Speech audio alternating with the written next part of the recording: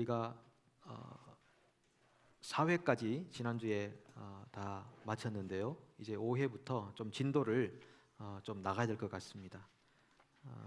원래는 16회까지 있어서 한 번 할 때마다 2회씩 해서 8주에 마치려고 했는데 설명을 좀 하다 보니까 조금 늦어졌어요. 그래서 최대한 맞춰 보려고 합니다만 한 2주 정도가 더 추가될지 모르겠습니다. 하여튼 우리가 좀 집중해서 한번 말씀의 은혜를 나누도록 하겠습니다. 우리가 계속 말씀 나누는 것처럼 출애굽기는 구원과 언약과 예배에 관한 말씀인데 세 파트로 나누어서 출애굽기를 우리가 알게 되면은 우리 인생을 알게 되고 우리 신앙생활이 어떠해야 하는가를 더 잘 진단할 수 있는 그런 은혜가 있습니다. 22페이지에 가시면 그 당시 상황과 모세의 소명 첫 번째 파트 구원 파트에서 오늘은 5장 말씀을 나누도록 하겠습니다.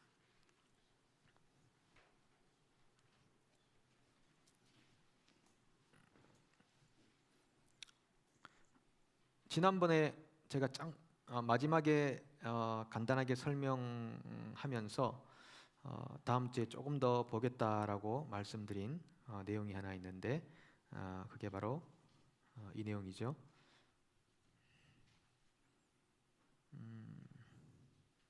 이집트, 광야, 가나안 이게 두 개의 강이 있습니다. 홍해 바다, 요단강. 이 물의 의미가 참 깊은 것 같습니다. 이집트에 살던 백성들을 홍해를 건너서 광야로 이끌어내셨는데 이집트에 살 때 삶의 방식이 뭐냐 하면 삶의 법인 거죠. 이집트 살 때는 무법한 시대에 살았습니다. 무법한 시대에 살다가 광야에 나오면 율법의 시대를 살게 됩니다. 요단강을 건너서 가나안 땅으로 가면은 어떤 법이냐? 생명의 성령의 법이다.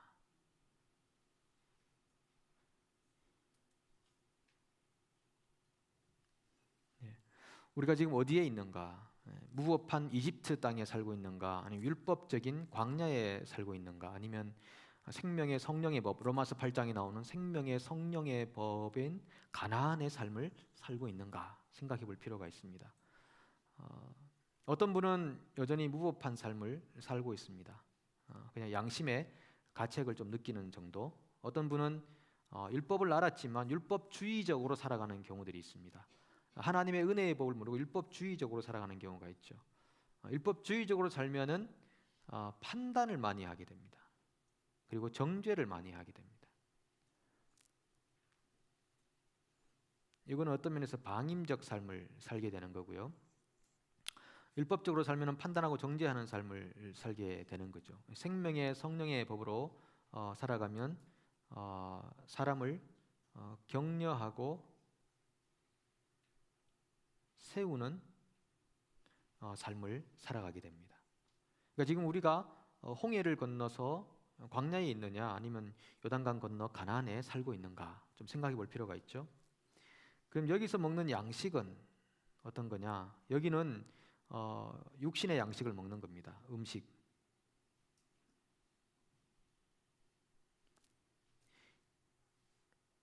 여기는 만나를 먹고 살았죠.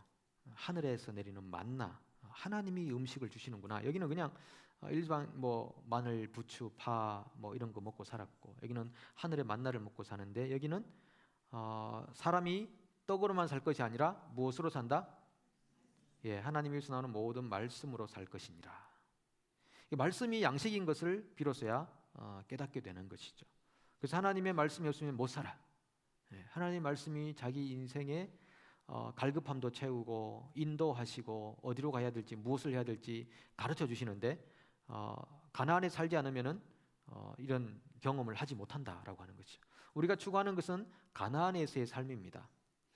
천국은 우리가 죽어서만 가는 곳이 아니고 이 땅을 살면서도 누릴 수 있는 곳이죠.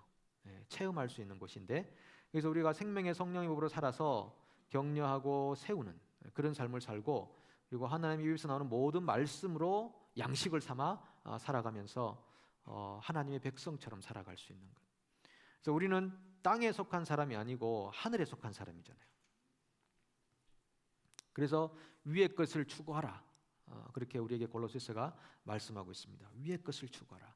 오늘 우리가 그리스도를 살아가면서 오늘 우리가 무엇을 추구하느냐, 무엇을 추구하느냐, 그게 오늘 우리의 신분을 말해주는 것입니다. 이렇게 간단히 정리하고 다시 본론으로 들어가도록 하겠습니다.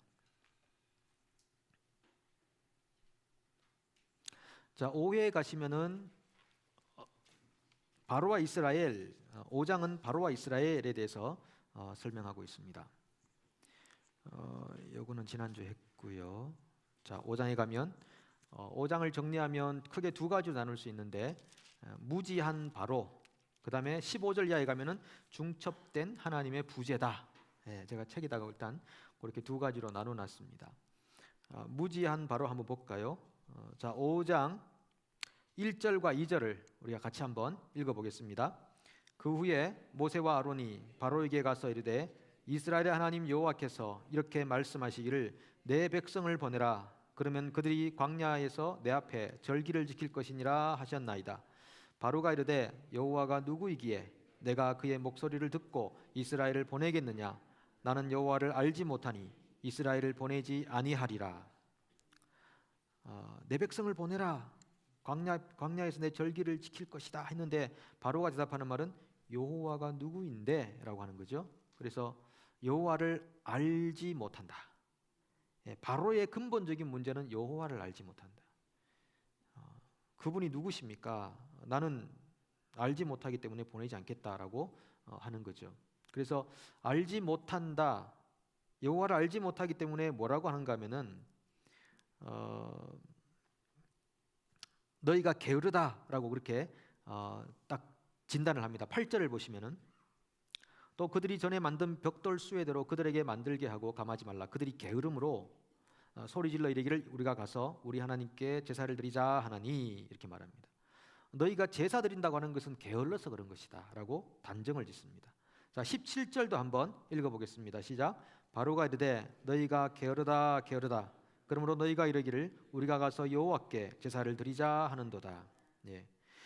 예배 드리는 것을 게으른 행위라고 판단한다는 거죠. 그래서 생산적이지 못하다. 예배는 생산적이지 못하다. 지금 벽돌을 구워내야 될 이런 생산력을 증가시켜야 될 때에 한가하게 제사나 드리러 간다고 하느냐?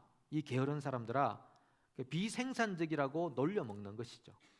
현대 문명이 너무 발전해가지고 비생산적인 것을 죄악시하는 경향이 있습니다.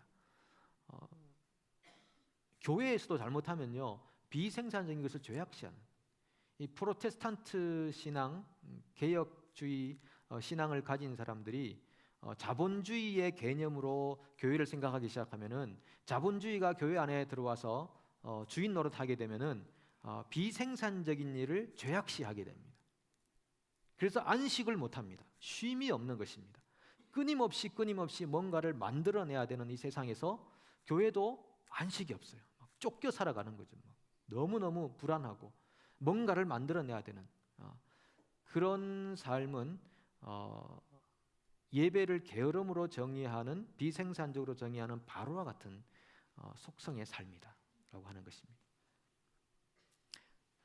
그래서 여호와를 알지 못했기 때문에 나타나는 현상이 뭐냐면요, 안 들립니다. 모세가 가서 하나님 말씀을 전하지만은 안 들립니다. 청각 장애, 리스닝이 안 됩니다. 리스닝. 그리고 리스닝이 안 되니까 동기부여 자체가 안 되고 의지가 생기지 않는 것입니다. 왜 못하느냐? 의지가 박약하기 때문입니다. 왜 바로가 이스라엘 백성들을 못 보냅니까? 보내야 되겠다는 결단력이 생기지 않습니다. 왜요? 동기부여가 안 되니까. 그 이유는 안 들리기 때문에. 모세를 통해 들려오는 하나님의 음성을 못 듣기 때문에 결국은 의지가 박약해지는 것입니다. 그래서 결단코 보낼 수가 없습니다. 결단코 보낼 수가 없습니다. 그래서 솔로몬이 하나님 앞에 간구할 때 솔로몬아 내가 너에게 뭘 줄까 했을 때 내게 듣는 마음을 주시옵소서. 리스닝 하트를 주시옵소서. 지혜를 주시옵소서. 리스닝 하트 굉장히 중요한 것입니다. 여러분 우리 한 번씩 뭐 이렇게 그 게임하고 이렇게 할 때 보면 내가 말하는 것을 저기 한 5번 건너가서 마지막 사람이 제대로 전달하는가 이렇게 그런 게임 같은 거 해보면은 주로 중간에서 커뮤니케이션에 많은 문제가 생기거든요. 왜 그렇습니까? 제대로 듣는 연습이 잘 안 된 것입니다. 누군가 말하고 싶어하지 다른 사람의 얘기를 귀 기울여 듣는 일에 굉장히 익숙하지 않은 우리의 모습이 있는 것이죠. 그래서 솔로몬은 리스닝 하트를 달라고 그렇게 말하는데 우리에게도 리스닝 하트가 필요한 것입니다. 하나님 말씀을 잘 예를 들면은 책을 읽어도요 집중이 잘 될 때는 얼마나 그 책에 나오는 내용들이 습득이 빠릅니까? 근데 정신이 산만하고 삶의 질서가 안 잡히면 3페이지 4페이지 넘어가도 뭘 읽었는지 전혀 기억이 안 나거든요. 우리 성경 통독에도 저 같은 경우도 막 급할 때 읽으면요 오늘 무슨 말씀이었지? 이렇게 기억이 안 날 때가 있어요. 항상 그런 건 아닙니다. 그렇게 안 날 때가 있어요. 그러면 이거는 뭐야 이거? 이렇게 되는 거죠. 그러니까 집중해서 우리가 말씀 읽으면서 리스닝 하트를 가지고 읽기 시작하면 그 말씀이 생명이고 살아있기 때문에 우리 영혼이 만약에 주님과 접선이 되어 있으면 그 말씀이 우리 영혼의 양식으로 계속 주어지는 것입니다. 계속 주어지는. 그래서 그 한 장을 읽고 난 다음에 얼마나 충만한 느낌이 필링이 오는지 모릅니다. 왜냐하면 말씀은 살았거든요. 운동력이 있거든요. 날선 예리한 검이거든요. 그래서 하나님 말씀이 양식이구나. 우리의 삶을 배부르게 하는 것이구나. 이걸 알게 되는 것이죠. 그래서 리스닝 하트를 갖는 게 굉장히 중요하다. 바로는 리스닝 하트가 없었다. 들리지 않는다. 여호와를 알지 못하면서 나오는 모든 파생된 죄들이 바로 거기서부터 나오는 거죠. 그래서 호세아가 뭐라고 합니까? 여호와를 알자, 힘써 여호와를 알자 이렇게 표현하는 거죠. 여호와를 어떻게 알아갈 수 있습니까? 여기서 안다는 것은 체험에 관한 것입니다. 체험에 관한 것이죠. 하나님을 체험하는 삶이 지속적으로 반복이 돼야 됩니다. 그 체험은 어떻게 되겠습니까? 우리가 신앙적 삶을 살아가면서 말씀 묵상하고 읽고 기도하고 봉사하고 섬기고 오픈하고 용서하고 사랑하고 이런 말씀에 순종해가는 삶을 살아가면서 훈련이 되는 것입니다. 네, 그 과정을 통해서 하나님을 체험하게 되고 내가 할 수 없었던 것을 한번 순종하면서 한번 해봤더니 하나님이 정말 역사하시더라. 말씀이 거짓이 아니네. 말씀이 진리네. 이런 것들을 체험하면서 하나님을 체험하는 것이죠. 네, 말씀 체험이 곧 하나님 체험으로 우리에게 주어지는 것입니다. 네, 그렇게 해야 예배를 비생산적으로 정의하지 않는 것입니다. 여러분 예배 오는 거 참 비생산적인 일이잖아요. 여러분 예배 온다고 해서 뭘 생산적으로 이 자본주의 세계에 가지고 가겠습니까? 아니거든요. 오히려 빼앗기는 시간이에요. 오히려 내는 시간이고 드리는 시간인데 하나님의 사람들은 그 예배가 얼마나 중요한지를 알게 됩니다. 그래서 제가 여기 한 유명한 예화 하나를 가지고 왔는데 두 사람이 있습니다. 유고의 티토라는 대통령이 있고 대주교였던 훌튼 신이라는 사람이 있습니다. 이 두 사람 다 동일한 인생의 경험이 있습니다. 어떤 거냐면 어린 시절에 성찬을 받는데 성찬을 받다가 포도주를 떨어뜨려 버렸어요. 그러니까 사제 한 분이 어떻게 했느냐 하면은 너는 다시는 이 거룩한 성찬을 떨어뜨렸으니까 너는 다시는 이 제단 앞에 나오려고 하지 마 라고 꾸중을 들었던 사람이 나중에 성장해서 유고의 티토라는 공산주의 대통령이 되었습니다. 그런데 훌튼 씨는 똑같이 실수를 했습니다. 포도주를 떨어뜨렸죠. 이 성찬, 이 천주교에서는 성찬을 화채설이라 그래서 성찬을 떡을 예수님의 살, 포도주를 예수님의 피로 그대로 믿습니다. 그대로 믿습니다. 예를 들면 루터 같은 경우는 기념설이라고 그래서 성만찬을 기념하는 걸로 생각하고 칼빈 같은 경우는 영적 임재설이라고 그래서 우리가 성찬을 할 때 그 떡과 포도주에 예수께서 영적으로 임재하신다. 이 종교개혁자들이 가진 그 생각들이 다 달랐어요. 이제 천주교는 화채설이라고 그래서 떡과 살이 바로 예수님의 살이고 피라는 거죠. 그렇기 때문에 이 사제가 볼 때는 포도주를 떨어뜨렸다는 것은 예수님의 피를 떨어뜨린 거나 마찬가지의 엄청난 실수였다고 하는 거죠. 그러니까 이 어린아이한테는 다시는 너는 이 엄청난 실수를 한 거야. 다시는 재단에 오지 마. 이 사람이 커가지고 유고의 대통령이 돼요. 공산주의 대통령이 돼요. 이 훌턴 신이라는 아이도 똑같이 떨어뜨렸는데 사제가 야 너는 앞으로 훌륭한 사제가 되겠구나 이렇게 말해줬거든요. 이 사람이 커서 정말 대주교로서 훌턴 신이라고 하는 그런 지도자가 되었다라는 유명한 예화가 하나 있습니다. 그러니까 우리가 생산적이냐 비생산적이냐, 너 이거 엄청난 실수했는데 이거 너 생산적이지 못하다라는 것 때문에 아이 인생을 진로를 미래를 막아버린 거죠. 그런데 피를 떨어뜨렸다, 예수님의 성찬을 떨어뜨렸다. 하나님의 마음으로 볼 때 그 떨어뜨린 것 때문에 그 아이를 저주하거나 벌하시겠습니까? 그렇지 않잖아요. 사람 연약하고 실수할 수 있는 존재인데, 근데 그거를 너 앞으로 훌륭한 주교가 되겠구나라고 얘기해 주었을 때 그 아이 인생이 달라졌다라고 하는 그런 유명한 예화가 하나 있습니다.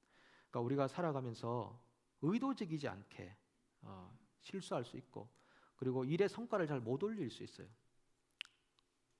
그죠? 일의 성과가 좋지 않을 수도 있거든요. 내가 가진 재능이 그것밖에 안 되는데 교회에서 만약에 재능으로 따져가지고 다 이렇게 너 이것밖에 못했으니까 당신은 B 마이너스. 집사님은 이번에 목장 운영하면서 3가정이나 더 목원으로 이렇게 잘 했으니까 A 마이너스. 10가정을 이렇게 했으니까 A 플러스. 이렇게 그렇게 등급을 매길 수 있겠습니까? 아니잖아요. 어떤 분은 찬양 인도를 하는데 잘 못할 수도 있고 잘할 수도 있고, 반주하다가 틀릴 수도 있고 못할 수도 있고, 물론 그것이 의도적이거나 너무 게을러가지고 그랬다면 좀 지탄을 받을 수 있겠지만 그렇지 않는다는 거죠. 그러니까 우리가 교회 생활을 하면서 생산적이냐 비생산적이냐 그렇게만 접근하지 말고 하나님의 관점으로 봐서 너 앞으로 훌륭한 주교가 되겠다라고 해줄 수 있는, 이게 빌드업 시켜주는 거잖아요. 격려해줘서 그 사람 미래를 밝혀줄 수 있는 그런 삶이 되어야 돼요. 그것을 예배자의 삶이라고 표현하는 거죠. 그래서 예배자의 삶이다. 그 다음에 5장 15절에서 23절은요 중첩된 하나님의 부재라고 하는 건데, 왜 그렇게 했냐면은 5장 15절 이하에 보면은 3가지가 나오는데, 이스라엘은 학대를 받습니다. 짚을 주지 마, 짚 주지 말고 계속 똑같이 짚을 벽돌을 만들라 그래 하고, 그 다음에 그렇게 힘드니까 이 백성들이 모세와 아론을 비난을 해버렸어요. 당신 때문에 우리가 지금 이렇게 힘들다라고 하니까 모세와 아론이 하나님께 가서 원망을 해버렸죠. 그러니까 이게 순환적인 거죠, 그죠? 모세가 가서 내 백성을 돌려보내라고 하니까 바로가 백성을 힘들게 해서 학대받으니까 이스라엘은 모세 아론을 비난하고, 비난받으니까 모세 아론 하나님을 원망하고, 이게 좋은 게 하나도 없어져 버렸어요. 그래서 하나님이 전부 다 안 계신 것처럼 되어버렸습니다. 그래서 중첩된 하나님의 부재다라고 하는 거죠. 여러분, 우리가 살아가는 삶에는 하나님이 부재인 것과 같은 상황이 너무나 많습니다. 여러분 항상 하나님 임재가 느껴지시나요? 항상 24시간 365일 하나님 내 안에 충만하게 느껴지십니까? 그랬다면 여러분의 지금 표정이 달라져 있을 것 같다는 생각이 듭니다. 하나님의 임재가 충만하게 365일 느껴졌으면 좋겠어요. 근데 우리가 너무 연약하다 보니까 그게 잘 안 되거든요. 그래서 이거 하나님이 안 계신 것 같다, 하나님이 모르실 거야 라고 하는 언뜻 그 생각들이 우리의 마음을 스치고 지나가요. 그래서 막 큰일 났다, 죽었다, 끝났다, 망했다, 이런 이제 소리가 내 속에서 나오게 되고 그렇게 되는 거죠. 그래서 제가 그 보면 박스 안에 3가지 글을 적어놨습니다. 하나님의 부재. 시인 릴케가 말하기를 인생에는 해답이 없다, 그러니 굳이 해답을 찾으러 가지 말라, 하나님 안에서도 해결되지 않은 문제가 많다라고 했습니다. 하나님 안에서도 해결되지 않은 문제가 많다. 이것은 실제로 그렇다는 게 아니라 우리가 그렇게 경험한다는 것입니다. 내가 하나님을 믿고 따라가는데도 왜 문제가 해결이 안 될까라고 하는 것이죠. 실제 그럴 수도 있죠. 왜냐하면 사도 바울도 그랬잖아요. 이 육체의 가시가 떠나기를 3번이나 간구했는데 내 은혜가 내게 족하도다. 하나님이 됐다 그러는 거죠. 안 된다. 하나님의 노라는 사인이 우리에게도 있다 이거죠. 그 다음에 디트리 보네퍼 같은 그 히틀러 정권 아래에서 정말 대항했던 목사님, 우리와 함께 하신 하나님은 우리를 버리시는 하나님이다. 하나님 앞에서 우리는 하나님 없이 산다. 이게 좀 모순적인 역설적인 내용이지만은 그렇죠. 우리 실제적으로 경험하잖아요. 하나님 마치 우리를 버리시는 것 같이, 그리고 하나님 없이 사는 것 같이 우리는 살고 있다. 헨리 나우의 영성신학자는 우리는 하나님의 임재 속에서 하나님의 부재를 경험한다. 이런 말씀 여러분 이해가 되십니까? 하나님의 임재 속에서 하나님의 부재를 경험한다. 마치 폭풍의 눈에 들어간 같은 느낌 드는 거죠. 아무 일도 안 일어나는 것 같은데 실제로는 그 임재 안에 충만히 들어가 있는데 마치 하나님이 부재인 것 같은 느낌. 그러니까 이게 오버랩 되는 부분이 있을 것 같고요. 그리고 내가 하나님과 동행하고 있다는 사실을 우리 영혼이 잊어버리고 사는 마치 부재인 것 같은 삶의 순간들이 우리에게 많이 경험이 된다. 경험이 된다. 내가 하나님 안에 사는 것 같은데 하나님 없이 사는 것 같다. 물고기는 물에 살면서 물을 경험하지 못할 때도 있겠죠. 우리는 공기 안에 살면서 공기를 경험하지 못하고 살고 있는 거죠. 언뜻 생각해 보니까 우리가 숨을 쉬고 있구나. 우리가 공기 안에 살고 있구나. 여러분 뉴질랜드 공기 중국으로 판다는 거 들으셨죠? 예, 뉴질랜드 공기를 중국으로 판답니다. 그러니까 우리는 지금 계속 하루에 한 120불 정도 계속 공기를 마시고 있으니까 대단한 거죠. 그거 따지면은 그러니까 자본주의적으로 생각하면요, 이게 생각이 계산이 안 됩니다. 안 됩니다. 공기 안에 살면서 공기를 모르듯이, 물 속에 살면서 물을 모르듯이 우리가 하나님의 임재 속에 살면서 하나님을 인식하지 못하는 때가 많이 있죠. 그러나 하나님이 안 계신 게 아니라 언뜻 생각하면 하나님이 내 안에 충만하게 계시구나. 이런 것들을 알게 되는 것입니다. 이스라엘은 그랬습니다. 모세도 그랬습니다. 비난받고 그런 핍박을 받았지만 실제로 하나님이 없어서 그런 게 아니라 하나님이 그들 가장 가까운 곳에 계셔서 그런 일이 벌어졌던 것입니다.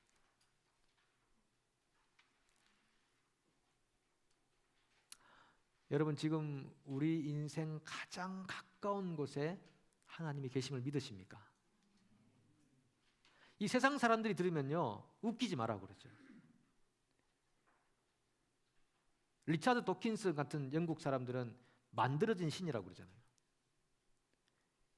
신이 인간을 만들었다고 그랬지만 실제로는 인간이 신을 만들었다고 그러잖아요. 그게 영국 사회에 파장을 일으켜가지고 버스에마다 만들어진 신은 없다. There is no God. 신은 없다. 신은 없다. 신은 죽었다. 영국 사회가 완전히 무신론 사회가 되어버리는 이런 급속한 세속화가 이루어지는 것이 현대 유러피언들의 삶의 방식입니다. 뉴질랜드 키위 현지인들이 동일한 사고의 패턴을 가지고 있는 세속화. 그래서 우리가 정말 하나님이 우리 인생 가장 가까운 곳에 계신다라고 믿는 것 자체가 기적이고 복이고 은혜가 되는 것이죠. 놀라운 사실입니다. 그래서 예수님께서 뭐라고 하냐면 바요나 시므나 내가 복이 있도다 이를 내게 알게 하니는 혈육이 아니라 하늘에 계신 내 아버지시니라. 주는 그리스도시요 살아계신 하나님의 아들이시니다라고 고백하니까 예수님 놀라가지고 이건 네가 혈육적으로 고백하는 게 아니고 하늘에 계신 아버지가 내게 가르쳐 주신 거야 라고 하는 거죠. 우리가 하나님이 우리와 함께 계시다, 우리가 부재하신 것 같은 상황 속에서 가까이 계시다라고 고백할 수 있는 것은 여러분의 육신적 지식과 지혜와 능력이 아니라 하늘 아버지께서 주신 능력인 줄로 믿습니다. 그 능력이 진정한 능력이거든요. 그 능력이 성경은 그걸 우리한테 말씀해 주시려고 하는 것입니다. 6장에 보면 이제 파송을 합니다. 6장은 파송장이라고 생각하시면 되는데 세 파트로 나눠봤습니다. 12절까지는 상한 마음의 이스라엘, 그 다음에 13절부터 6장 28절부터 7절까지는 최종 파송식. 여기 족보가 위에 올라가 있는데 족보는 13절부터 27절까지 이렇게 세 파트로 한번 나눠봤습니다. 글자가 좀 깨지더라고요. 이거 옮기니까. 자, 6장 파송받는 모세와 아론, 상한 마음의 이스라엘 한번 보도록 하겠습니다. 자, 2절부터 보시면은 나는 여호와라, 아브라함 이삭 야곱에게 전능한 하나님 나타났으나 여호와로는 알리지 아니하였고 가나안 땅 거류하는 땅을 그들에게 주기로 언약하였더니 이제 애굽 사람이 종으로 삼은 이스라엘 자손의 신음소리를 내가 듣고 나의 언약을 기억하노라. 그러므로 6절 같이 읽겠습니다. 그러므로 이스라엘 자손에게 말하기를 나는 여호와라, 내가 애굽 사람의 무거운 짐 밑에서 너희를 빼내며 그들의 노역에서 너희를 건지며 편팔과 이러 큰 심판들로서 너희를 속량하여 너희를 내 백성으로 삼고 나는 너희의 하나님이 되리니 나는 애굽 사람의 무거운 짐 밑에서 너희를 빼낸 너희 하나님 여호와인 줄 너희가 알지라. 8절 내가 아브라함과 이삭과 야곱에게 주기로 맹세한 땅으로 너희를 인도하고 그 땅을 너희에게 주어 기업을 삼게 하리라. 나 여호와라 하셨다 하라. 자, 이게 하나님 모세한테 주신 말씀인데요. 그렇게 전했는데 보십시오. 9절 시작. 모세가 이와 같이 이스라엘 자손에게 전하나 그들의 마음의 상함과 가혹한 노역으로 말미암아 모세의 말을 듣지 아니하였더라. 이스라엘이 마음이 상해버려 가지고요. 여기도 듣지 않는다. 리스닝 하트가 없는 거죠. 사람이 마음 상하면은 어떤 좋은 말도 안 들립니다. 마음이 상하면요 아무리 좋은 말 해도 안 들려요.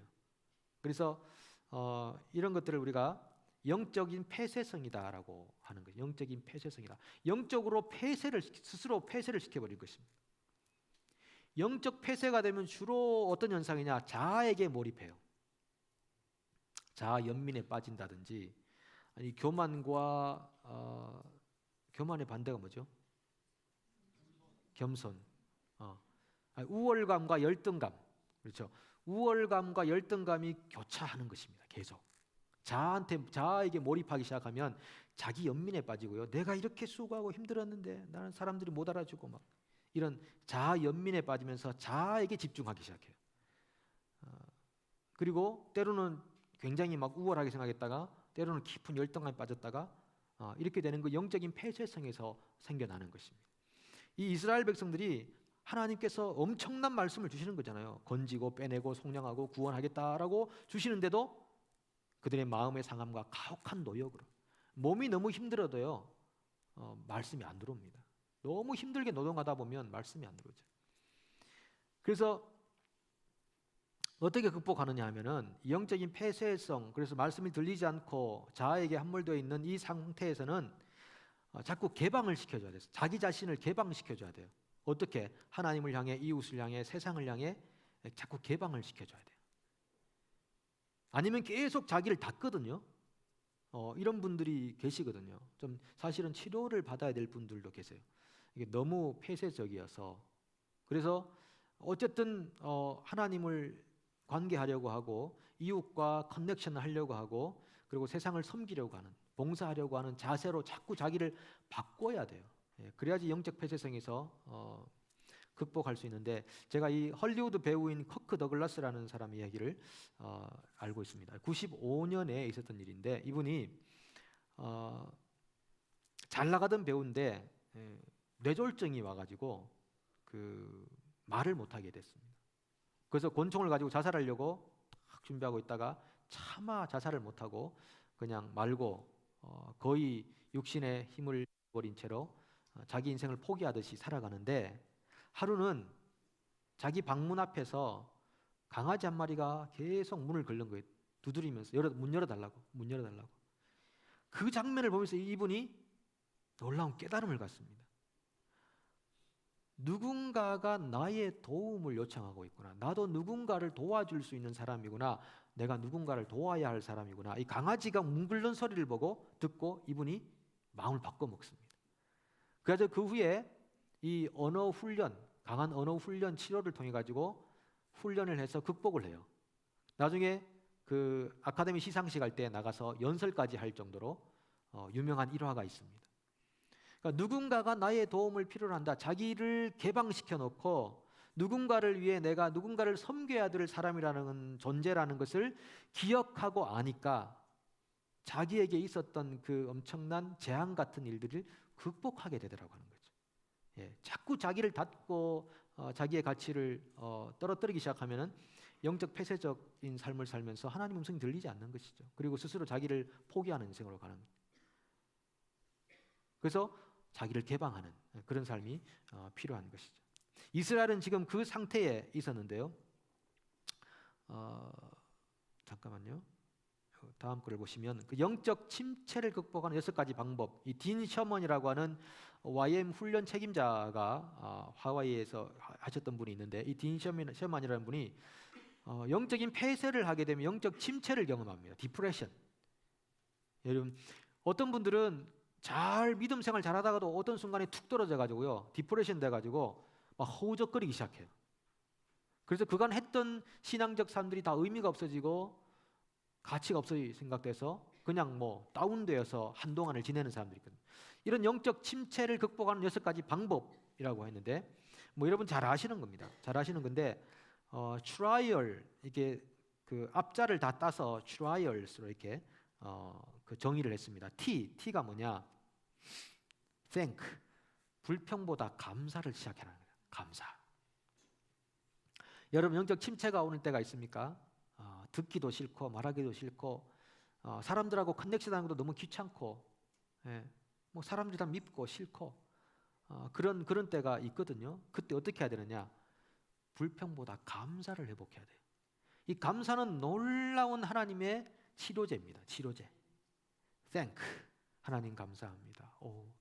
이런 자연을 주셨군요. 하나님 감사합니다. 살아가는 그 모든 순간이 주의 힘을 나는 믿네. 그런 찬양을 하면서 하나님 앞에 감사합니다. 내가 이런 귀한 하나님의 사람들을 만나서 이 지구의 남반구에서 내 인생의 의미를 찾을 수 있게 되었군요. 하나님 이렇게 좋은 믿음의 동력자들을 만나게 해주셨군요. 그러면서 감사하는 거예요. 하나님, 오늘 내가 이 음식을 먹었는데 이 음식이 소화되게 하셨네요. 이 음식 먹고 소화 못 해가지고 음식 못 먹는 분들이 많은데, 하나님 제가 오늘 이 저녁에도 샤브샤브를 맛있게 먹고 정말 제가 여기 와서 성도들과 함께 은혜를 나누니 얼마나 감사한지 모릅니다. 이러면서, 이게 저의 고백이거든요. 샤브샤브를 먹고 와가지고 이 샤브샤브가 얼마나 맛있. 이 저기 비 오는 겨울 저녁에 이 따뜻한 샤브샤브를. 예. 이 감사하니까 또 막 소화가 돼서 또 가서 또 먹어야 되나 하는 생각이 막 들 정도로 이게 지금 소화력이 막 촉진되는. 끝난 다음에 감사. 이 감사는 놀라운 회복제, 치료제입니다. 오늘 저녁에 여러분 감사만 회복하고 가셔도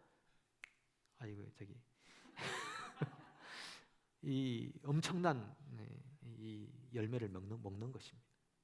감사하십시오. 혹시 불평할 제목 지금 있으십니까? 뭐 불평하실 거 있으세요? 대표로 한 분만 말씀해 주십시오. 불평할 제목이 있었다. 5초 안에 안 하시면 지나갑니다.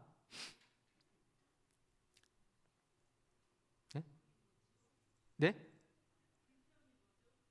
불평이 뭐죠? 고수시네. 역시 이거 뭔가 레벨이 점점 맞는 것 같아요 이제. 좋습니다. 불평이 뭐죠?까지 나왔습니다. 마음이 듭니다. 누가 그러셨습니까? 그 다음에 R, 하나님의 성실을 기억하라. 우리가 하나님의 성실을 잊어버려 가지고요 자꾸 침체를 빠져나가는데, 하나님은 절대로 우리를 잊어버린 적이 없으세요. 여러분, 하나님이 참새 한 마리 떨어지는 거 안다고 그랬잖아요. 우리 머리카락 한 올도 다 샌다고 그랬거든요. 이 머리카락은요, 여러분 머리 감을 때마다 빠지죠. 머리카락. 그거 하나님이 오늘 너 7개 빠졌다, 이거 하나님이 다 아신다니까요. 7개 빠졌다, 7올 빠졌다, 하나님이 그거 다 아셔요. 그러면 오늘 하나님이, 그 성실하신 하나님이 내 상황을 모르시겠나? 절대 그렇지 않습니다.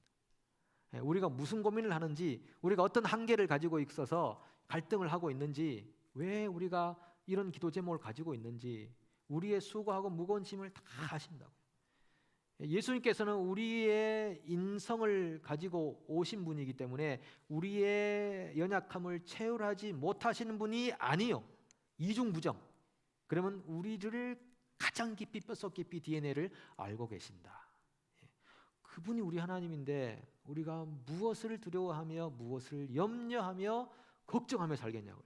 그분이 우리 예수님을 통해서 우리를 받아주기로 작정하셨는데 왜 스스로를 맨날 정죄하고 판단하면서 자기 자신을 무너뜨리냐고요.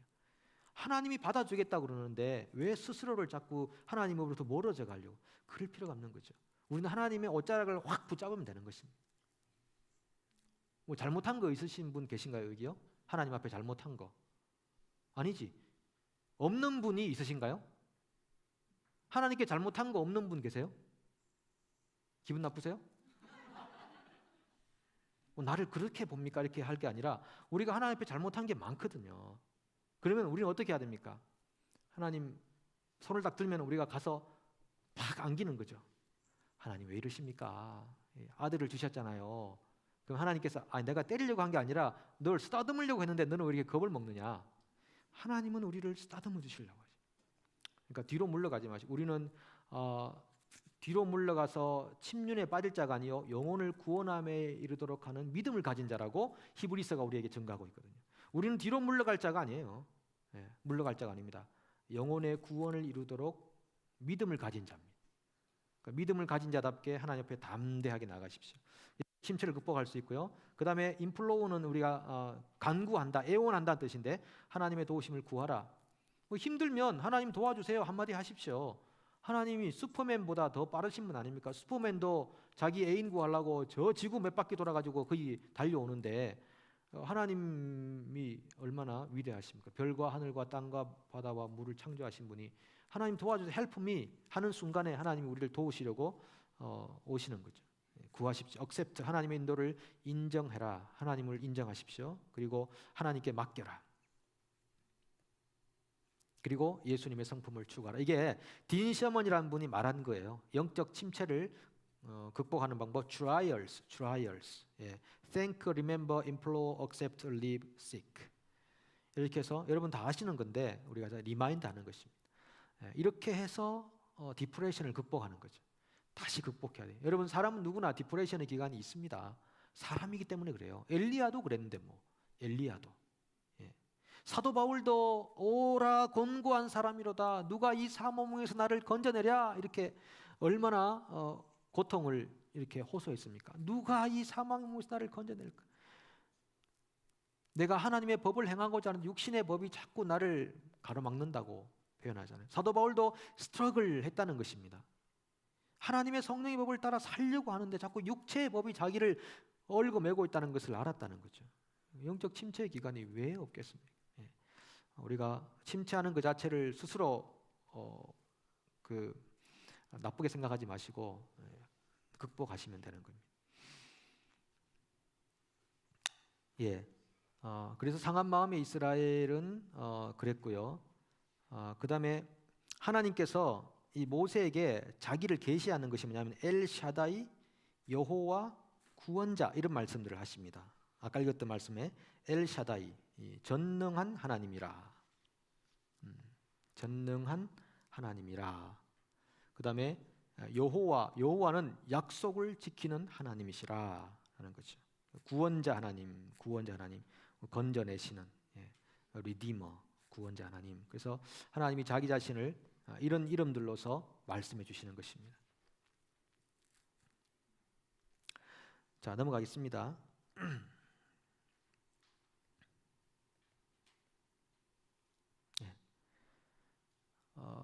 그 다음에 13절 이하에는 족보가 나옵니다. 이 족보는 세 가지 의미가 있는데 하나님의 선택, 인간의 유한성, 사람을 통한 구속이라고 하는 세 가지 의미를 한번 잠깐 살펴봅니다. 26절, 27절 한번 볼까요? 26절, 27절 읽습니다. 이스라엘 자손을 그들의 군대대로 애굽 땅에서 인도하라 하신 여호와의 명령을 받은 자는 이 아론과 모세요. 애굽 왕 바로에게 이스라엘 자손을 애굽에서 내보내라 말한 사람도 이 모세와 아론이었더라. 모세와 아론이 어떤 지파에서 어떤 근원에서 왔는가를 보여줌으로써 그들이 어떤 면에서도 이스라엘을 인도해 낼 만한 정당성을 가지고 있다 하는 것을 말해주는데 이분들은 다 레위 지파로부터 왔다라고 하는 것입니다. 제가 그 책에 그 나이를 좀 바꿔놨습니다. 보면 레위의 나이는 16절에 137세라고 그랬죠. 제가 133세로 그랬는데 그거 바꿔주십시오. 137세.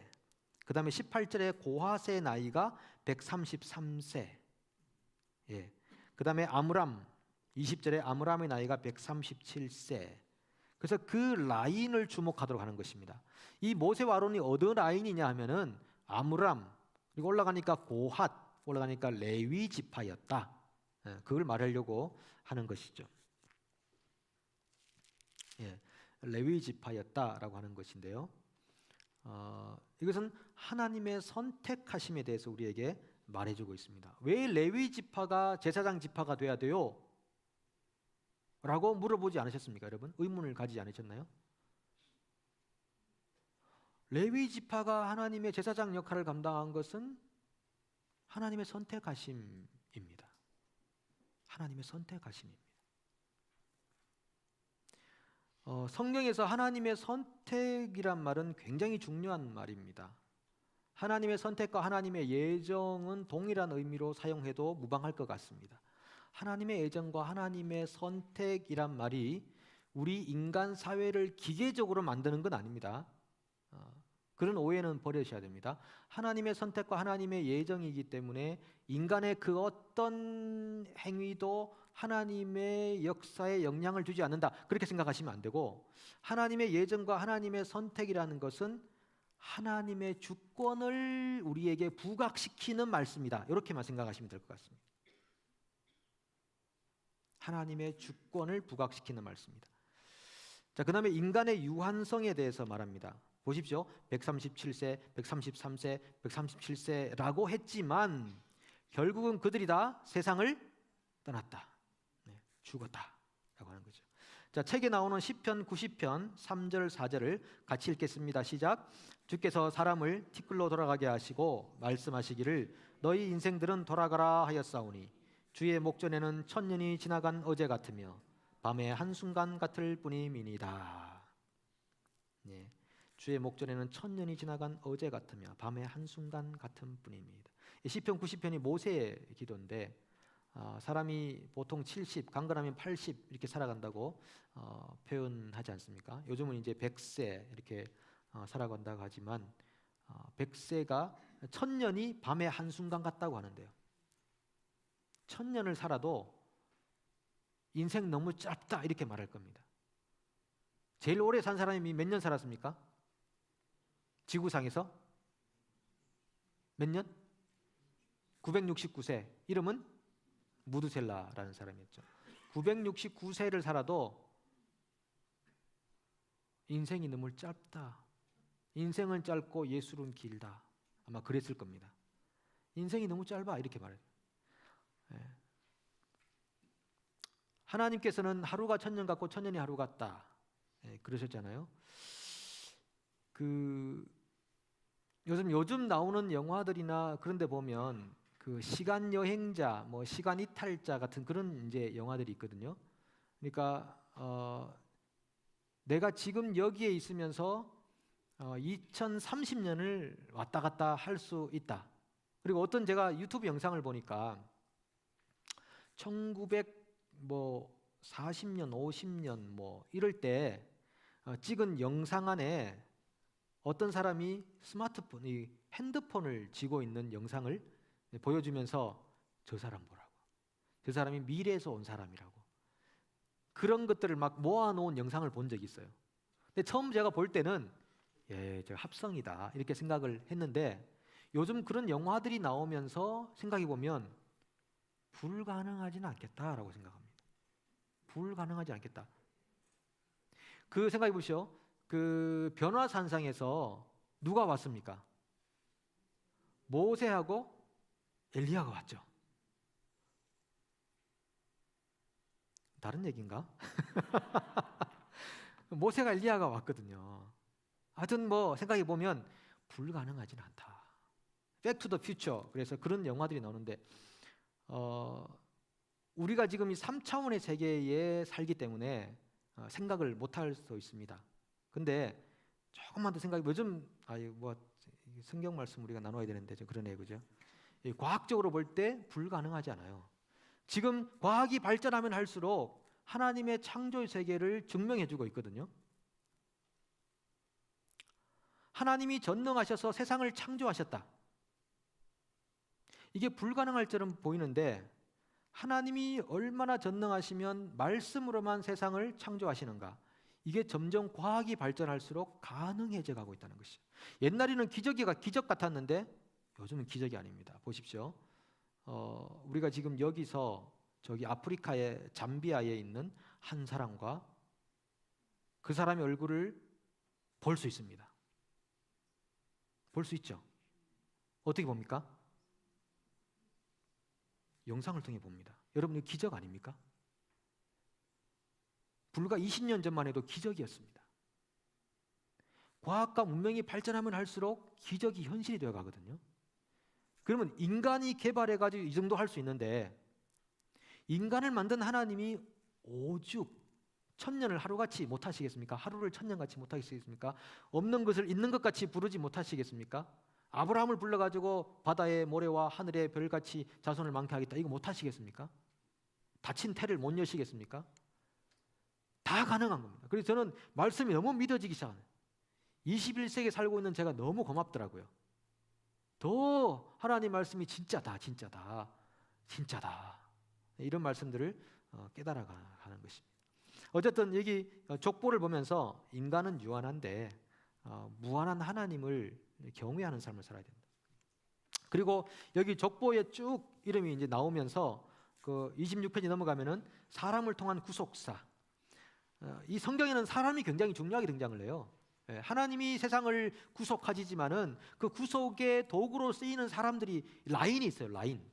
그 라인이 아담, 셋, 노아, 아브라함, 이삭, 야곱, 유다, 다윗, 예수, 하나님의 자녀들이라는 라인으로 흘러나온다는 것입니다. 여러분 다 이 라인에 속하기를 축복합니다. 이 라인에 속해야 돼요. 다른 라인에 서 계시면 안 됩니다. 그건 구속사에 어긋나는 라인인 것입니다. 자, 마지막으로 6장 28에서 7장 7절은 최종 파송식인데 여기서는 하나님이 특별한 조치를 취해 주시죠. 모세가 제가 가서 바로에게 말씀 전할 때 바로가 안 들을 것 같은데요, 이렇게 할 때 하나님께서 아론을 붙여주면서 아론이 내 대언자가 되어서 말하게 하겠다. 네가 바로에게 신같이 될 거야, 이렇게 말을 합니다. 그러다가 바로가 7장 4절에 바로가 너희의 말을 듣지 아니할 터인즉 내가 내 손을 애굽에서 뻗쳐 여러 큰 심판을 내리고 내 군대 내 백성 이스라엘 자손을 그 땅에서 인도하여 낼지라. 자, 5절 6절 7절 있습니다. 내가 내 손을 애굽 위에 펴서 이스라엘 자손을 그 땅에서 인도하여 낼 때야 애굽 사람이 나를 여호와인 줄 알리라 하시매 모세와 아론이 여호와께서 자기들에게 명령하신 대로 행하였더라. 그들이 바로에게 말할 때 모세는 80세였고 아론은 83세였더라. 여기다가 나이를 특별히 기록해 놓은 이유도 있을 겁니다. 80세와 83세였더라. 어떤 의미에서는 인생에 만약에 120세 살았다면 3분의 1을 살았다라고 했을 때 현대 100세를 산다면 66세를 지난 거거든요. 인생 다 됐는데 이제 마무리나 잘 하고 마무리 역할만 잘 하면 되겠다라고 할 때가 아니다라고 하는 것이죠.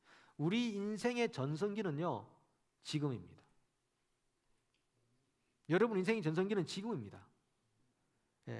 아직 전성기가 오지 않은 분도 계시죠.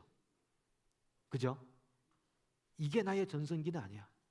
나의 전성기는 더 높은 차원의 전성기가 있을 거야. 이런 분들도 계시죠. 좋습니다. 믿음대로 될지어다.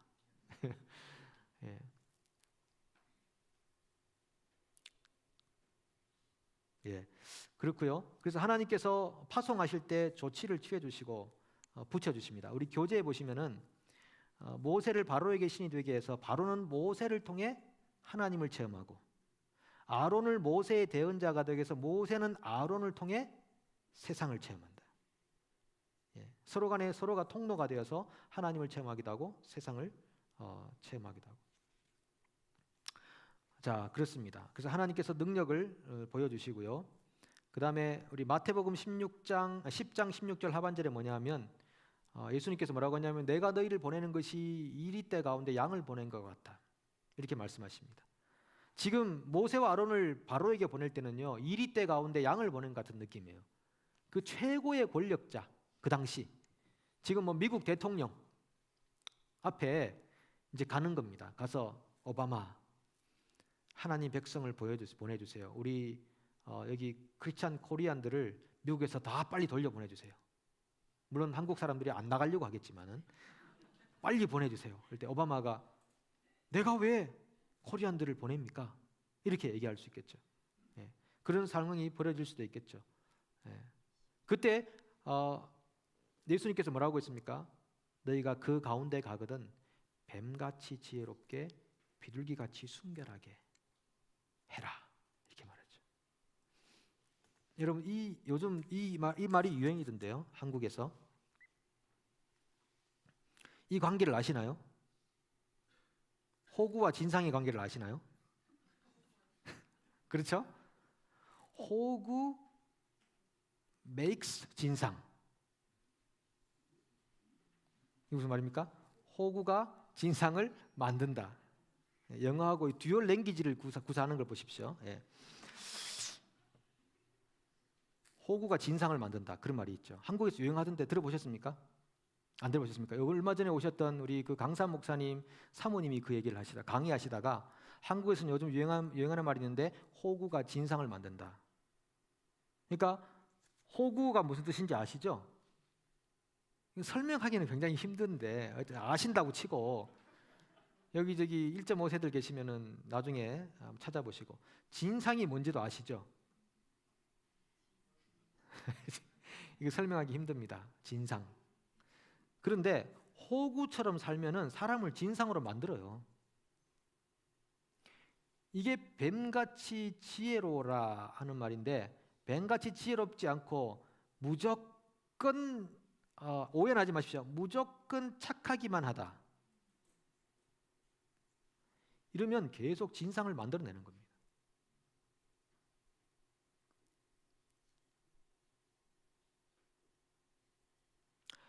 그래서 우리가 살아갈 때 뭐가 필요하나? 지혜가 필요하다.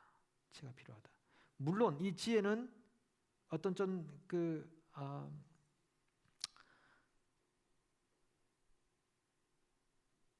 나쁜 의미의 지혜가 아니고, 그래서 보완할 수 있는 것이 비둘기같이 순결하라.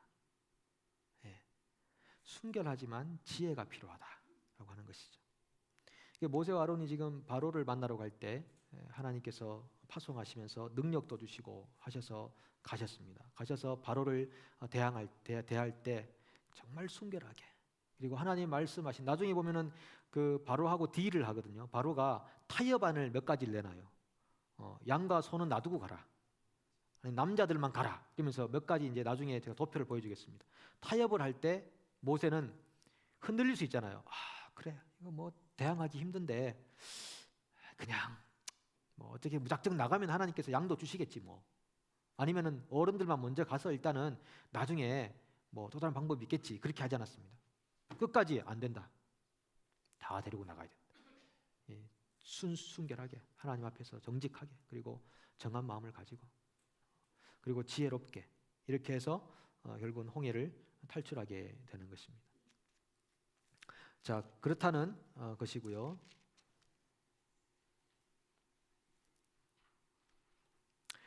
자, 그 다음에 지금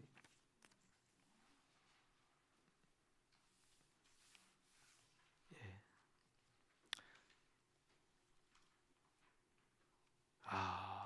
7회를 가야 되는데 잠깐만요. 요것만 하고 지나가겠습니다. 자, 이제 7장 7절까지 우리가 모세 소명이라고 하는 내용을 우리가 지금까지 다 본 거고요. 그다음에 7장 8절부터는 재앙과 출애굽이 15장까지 이어집니다. 15장까지 일부 파트에서 두 번째 파트를 이제 들어가게 되는데, 여기 보시면 10가지 재앙의 구조만 오늘 설명하고 마무리를 하도록 하겠습니다. 10가지 재앙의 구조. 자, 첫 번째 서클이 있고 두 번째 서클이 있고 세 번째 서클이 있습니다. 이게 이제 7장 7절부터 나오는 내용인데, 7장 7절부터 쭉 이제 계속 나옵니다. 여기 첫 번째 서클에 나오는 피, 개구리, 이, 요거는 물과 관련된 재앙이고, 파리, 악질, 독종, 요거는 땅과 관련된 재앙이고, 우박, 메뚜기, 흑암은 공기와 관련된. 그래서 재앙이 점점 확대되어져 간다는 것을 보게 되죠. 재앙이 점점 확대. 이것은 요한계시록에 나오는 재앙하고 같은 것입니다. 요한계시록에 나오는 재앙도 재앙이 점점 확대되고 커져가고 범위가 넓어지고 강도가 세지고 이렇게 되는 거죠. 그래서 결국은 새 하늘과 새 땅이 도래해야 되는 거죠. 그런 것처럼 출애굽기에 나오는 재앙과 요한계시록에 나오는 재앙을 제가 다음 주에 시간이 가능하면 또 한번 잠깐 더 보도록 하고요. 자, 이렇게 되는데 여기에 패턴이 있어요. 첫 번째, 네 번째, 일곱 번째는 모세한테 아침에 바로 앞에 서라. 둘, 다섯, 여덟 번째는 바로에게 가라. 이 369에는 경고가 없어요. 이게 왜 그런지는 잘 모르겠지만 하여튼 이 패턴을 가지고 있습니다. 그래서 이 10가지 재앙, 9가지 재앙이 끝난 다음에야 결국은 장자의 죽음이라는 재앙을 하나님께서 이집트에 내리시고, 그 다음에 바로의 장자가 죽을 거냐, 하나님의 장자 이스라엘을 가둘 거냐, 이 싸움에서 결국은 하나님이 이스라엘을 건져내시는 그런 역사를 일으켜 가시는 겁니다. 자, 여기까지 하고 우리 다음 주에 또 계속 이어가도록 하겠습니다. 다음 주는 우리가 다른 시간이네요. 네, 감사합니다. 아무쪼록 우리 사랑